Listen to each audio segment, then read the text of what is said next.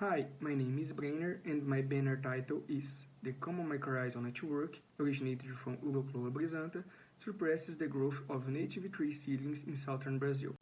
Arbusculomycorrhizal fungi, AMF, are obligate biotrophic organisms and are associated with about 80% of the terrestrial plant family. The association is of the mutualistic type in which both are benefited, and the base of the symbiosis is the bidirectional exchange of nutrients, with the fungus being responsible for providing water and nutrients to the plant, and in exchange receiving photoassimilates as source of carbon. The AMF hyphae that colonize the roots of a plant can at the same time colonize the roots of other plants, forming an underground communication network called the Common Mycorrhizal Network, CMN. Through CMN, plants can exchange substances with each other, such as water and nutrients, signaling compounds, photoassimilates, and other compounds. In addition, the CMN can be used as a pathway of competition among plants, in which certain plant species receive a greater amount of resource from the CMN to the detriment of other plant species. Thus, CMN has the potential to influence and change the composition of a plant community, especially in the establishment of seedlings. In a plant community, large individuals obtain a disproportionately great amount of available resource, which may limit the growth of smaller individuals, and this asymmetric effect is potentiated by CMN.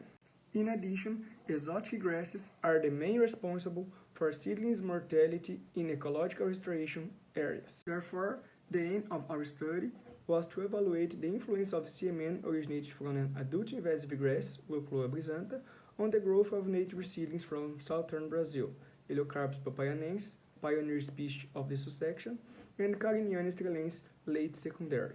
The plants were grown in high fertility soil with the presence of native AMF propagules. 4 treatments were performed, with 5 replication each. Treatment 1. The seedlings of H. papaianensis and C. strilensis grew under the influence of CMN originated from Urochloa brisantha for 225 days. Treatment 2. 2 prunings were carried out on the adult U. brisantha, the first after 90 and the second after 270 days of influence of CMN. Treatment 3. CMN was severed weekly after 90 days of influence. Treatment 4. Control treatment with the seedlings of H. papaianensis and C. strilensis grown isolated, without contact with the CMN originated from U. brisantha. Several growth parameters were evaluated, such as height, number of leaves, leaf area, shoot and root dry mass, root-shoot ratio, nutrient content, among others. However, in this poster, we present only the height data, which is in agreement with all the other parameters evaluated, which presented very similar results. CMN originated from adult U. brisantha negatively influenced the growth of H. papaianensis and C. strilensis seedlings. It even caused the death of H. papaianensis after 225 days. The severage of CMN completely interrupted the negative influence exerted by U. brisantha on native seedlings. Pruning of U. brisantha reduces the negative effects on seedlings of H. papaianensis and C. strilensis. However, due to regrowth, suppression returned.